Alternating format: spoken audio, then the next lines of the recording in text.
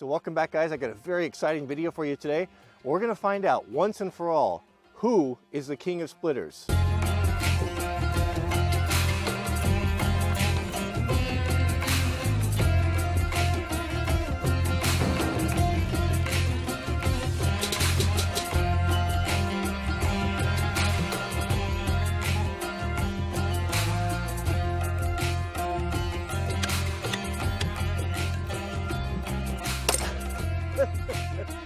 What was going on there?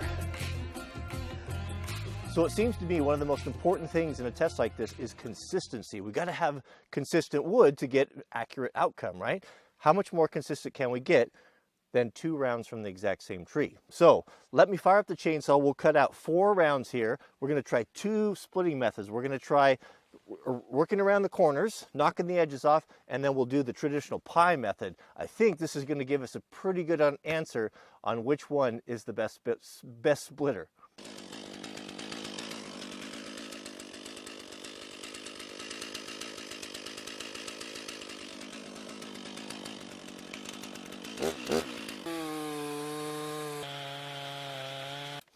I was thinking on the way down here, one of the funniest things, one of the funny stories I ever heard, I wanted to share with you guys while we're filing here, was from some of you guys from the old days, the Wrangler Barn channel will remember my old neighbor, Henry. Henry was in his late 80s, early 90s, I forget, but he was a logger his whole life up on Mount Hood and Mount St. Helens up in that area, worked as a mechanic as well.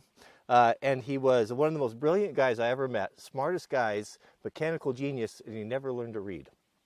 So he was telling me a story. His wife, Marion, she used to do a lot of canning. And so she was doing this water bath canning in her kitchen, and she was had this big metal jack. You know the jack, the game you used to play where you drop the ball and you pick up the jacks, you know, they kind of look like a cow trap, those little metal things with the balls on the ends. Well, she had kind of a novelty one. It was a great big one, you know, several pounds. And she had that in her kitchen, and she would use that to weight down the jars, because when you're water bath canning, you know, they want to lift up. You got to keep them down. So this jack had been sitting in this boiling hot water for a long time, you know, like half hour or so, and it was hot, you know, hundreds of degrees. Well, she had oven mitts or something. She would take it out and she sat it on the counter. Right when she sat it down on the counter, one of Henry's friends came by to visit. And he came in and sat down at the counter. It's like, hey, Marion, how's it going? Where's Henry at? And he looked at this great big jack, and he reached over. Granted, it had just come out of this boiling hot water. He reached over with his bare hands, picked it up, and sat it back down. I looked at Marion and said, don't take me long to look at something. When Henry told me that story, I thought that was, that was the funniest thing that I ever did hear. You know, he didn't holler or hoop or yell. I mean, that's the epitome of that's a tough guy right there. Don't take me long to look at something. I thought that was pretty funny here. All right, let's get this sharpened up, and we'll make that last cut, and we'll get to the get this video moving along.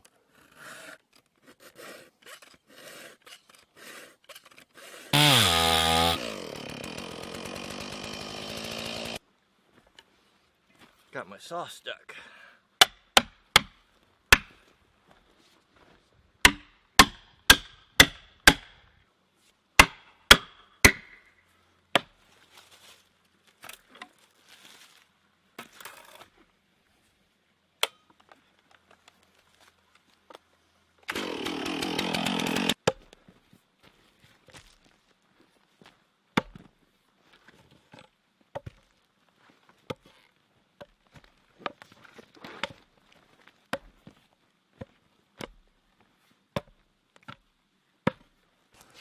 All right. All right, let's bring up the first round.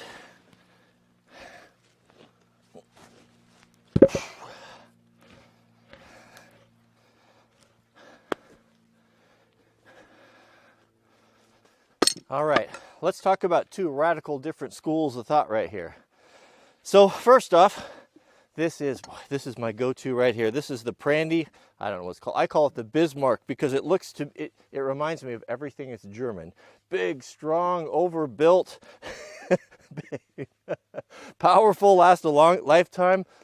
This is my go-to when all else fails. And when I really get something that's gnarled and big, this is my biggest, heaviest sledge. And there's a lot of really cool features of this. You know, you take it for granted. Most people just look at this and think, oh yeah, a sledge is a sledge is a sledge. But it's not. There's so much evolution that's went into this. Perfect example. This is rare to see this on an edge. This here, that's for hooking. That's having two tools in one. You noticed earlier maybe that I was using this to move those rounds around. You can use the tool to bite into there because of that little beak that sticks down and move things around. Very rare. You don't see that on big box stores. You don't see that hardly anymore. That's really a nice attention to detail.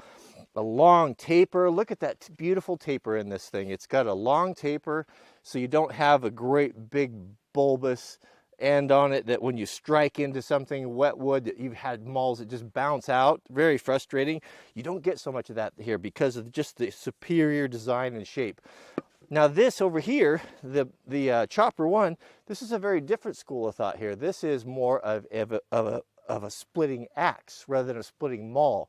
What's the difference? Well, the handle, for one, you can see it's got a traditional style handle there. We'll cover that here in a minute.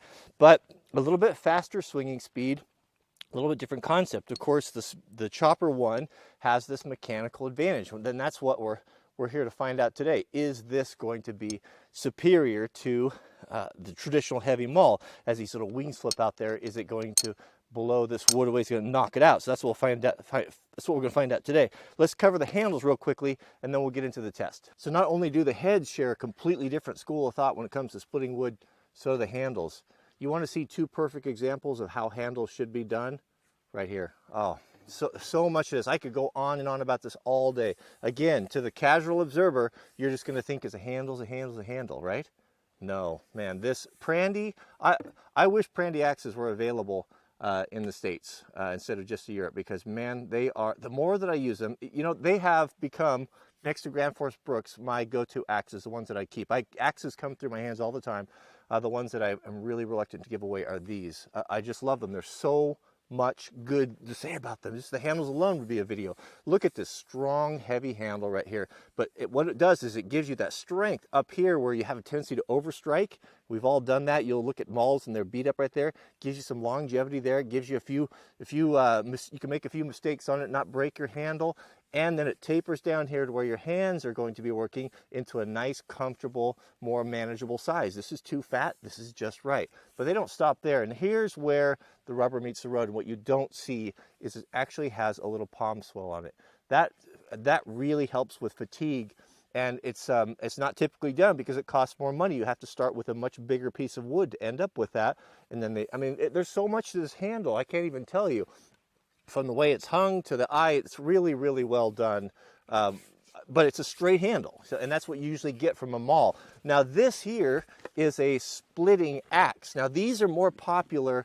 They were certainly more popular out west, especially there's guys that used to split wood all the time. Even I think when my dad was in high school, there were some guys down at the paper mill, young guys that would work down there, and that's what they did all day is they split firewood for the wood boilers. And he said they look like Mr. Olympian bodybuilders, you know, the shoulders in the back. You imagine having a job where you split wood all the time? But they preferred a splitting axe. And that may have something to do with, it could be regional, as well as the type of wood that we split, which would have been Douglas fir at that mill. But look at this. This is handle perfection right here. It is got a beautiful fawn's foot with a little kick on it. It has a nice curve to it. It is so good. I've looked at it and felt it and studied it that I am going to use this as a template for future splitting axes. It's really that good. I mean, look at that. It's got a nice big swell at the end of it. I don't know if you can see that or not. Right there. Comes down, fits the hand really well. It's beautiful sweeping arc. Really, just really works with the body. I'm ranting. I could go on and on about these hands. Let's get to the splitting. Good grief, I get going on about handles and go on all day. It's a whole video in itself there. Okay, so I changed my mind. We're gonna use this one piece. So we're gonna chop opposite sides because it's so symmetrical that I think that's gonna give us the best test. So plus I'm running out of daylight. I've been messing around so long. Okay, so let's start with the Chopper One. Chopper One here will work on the right hand side, and then we'll work over here on the left with the HMS Bismarck. Okay, you ready? We're gonna just do the side chop method here. Oh, that didn't stick. Let's give it 2 hits. 3, 4, okay, 5. We have 5 right there to knock it off the side. Nice thing about it is it didn't stick, right? We don't like sticking. That's gives us a lot of extra work. Okay, now the Bismarck. Try to do hit in the same place here. Oh, 2, 3, 4. Oh, 5. How about that? So chances of hitting both those splitting the same. Okay, let's move the camera and then we'll hit these 2 sides. I guess we could do it right here. It's a little bit tall for me, this chopping block, but that's all right. We'll make it work. Hopefully we're in focus. Okay, so we'll do the right here with the chopper 1. Oh man, that was a good hit. Oh yeah. That's 2. Oh, if I would have hit it, that would have been, the third one would have knocked that off there. That was user error. Oh man, the pressure's on. Pressure's on for the Bismarck.